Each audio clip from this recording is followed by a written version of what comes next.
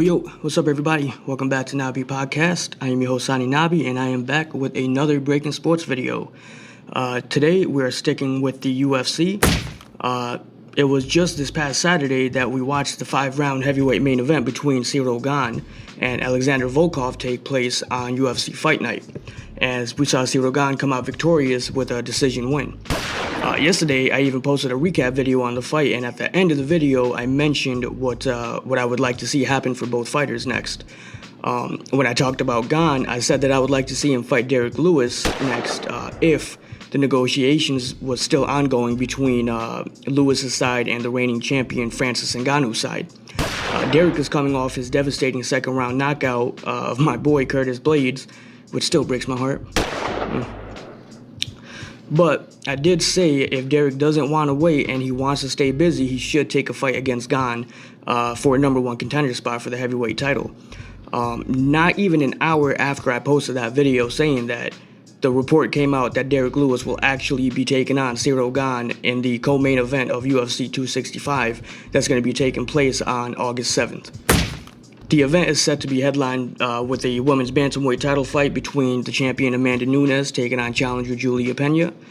And the fact that Lewis and Gane is fighting is not, shocking to me at all. What was shocking here to me at first, at least, was that this fight is contracted to be for the interim heavyweight title. Clearly, negotiations between the UFC and Francis's side went sour and nothing panned out. But Francis, he only just won the heavyweight title just about 3 months ago, where he knocked out former champ Stipe Miocic on UFC 260 back in March. 3 months is 100% too soon for all that crap, man. But the more and more I sat back and I thought about it, I realized that, this is nothing new for the UFC at all. They have done this plenty of times in the past with these interim title fights. If you haven't learned by now, the UFC is a company that is 100% about their money, and they'll do whatever they can to get as many viewers and buyers for each event as possible. They could have easily just put these two on UFC 265 without any label on it, even though the winner would be the clear-cut number one contender to fight Francis. But what they did was just make this an interim title just to spice it up a little bit, throw a little razzle-dazzle in there, and, get this fight to draw more viewers and an attempt to get more buyers.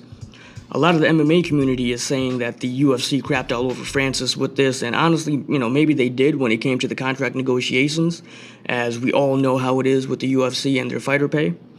But, the company is not stripping him of the title, though, you know what I mean? They're just keeping him on the side just to see who wins this fight, and then contract negotiations will once again start up for him, to fight the winner of Gane versus Lewis. And I'm guessing, don't quote me on this, but if I were to guess, I would think that that fight would be taking place in December, near the end of the year. Now, if this fight happens between Gane and Lewis, and the UFC and Francis cannot get a deal done, then I can 1,000% see the UFC stripping Francis after.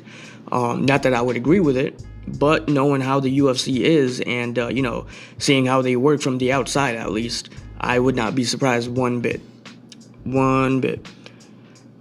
Derrick Lewis will be coming into UFC 265 with a record of 25-7, 20 of those coming in by knockout, as we all know him as the Knockout King, because he has the most knockouts in the company's history.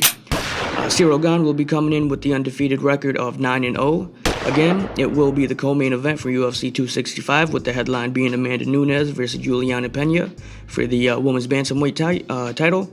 Right at this moment, I'm not going to make a prediction for the heavyweight fight, but I'll definitely make an episode leading up to the event to break down the event itself, and break down the whole main card like I usually used to do. But all right, guys, hope you guys enjoyed the episode and this report, as this was just breaking.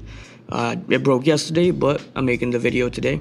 Regardless, hope you guys enjoyed the video. If you did, leave a thumbs up, follow the page. If you're watching this on YouTube, same, subscribe if you haven't already, and leave a thumbs up there as well. And I'll see you guys with the next breaking sports news video.